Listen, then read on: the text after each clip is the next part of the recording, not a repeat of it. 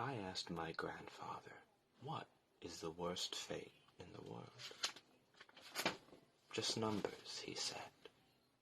Why? So he spoke of an island nation where heat grew from dirt to air, eaten by a rising sun. How the brass iron pulled at their tattered clothes into concrete bunkers packed like sardines. How the walls would rumble, how the world would shake before the rising sun turned east again. When they rose from the dirt, they'd leave some behind in tombs of concrete.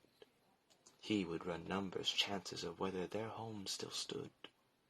Faintly, over sounds of pittering fire, the radio would crackle, and a voice would rumble, all the dead reduced, from people, from families, to just numbers. But what of after the war, I asked. Numbers, numbers, he sighed. The number of years until he met Lola, the number of boys as she gave birth. The numbers, oh, the numbers kept rising, until they fell.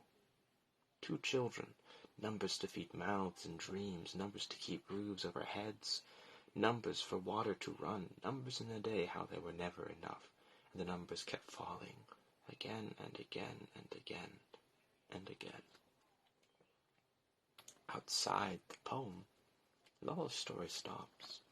There's a part here I've never heard, and I don't think I ever will. What then, Lola?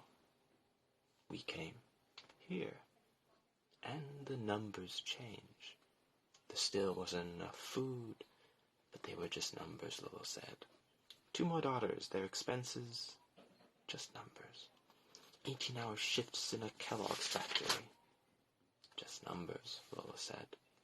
Waking at 4 to pick up my mother at 5 from nursing school, return her home at 6 and drive to work at 7. Just numbers, Lolo says. Of all the men I know, I think Lolo is the only one to conquer the numbers. And now, I ask, what do you think of it all? The sleepless nights, the constant work, the strife at home, the war, the flight, our family, our struggles, your struggles. He thinks a moment and smiles. They're just numbers, Kieran. And thus did I know what man I hope to be.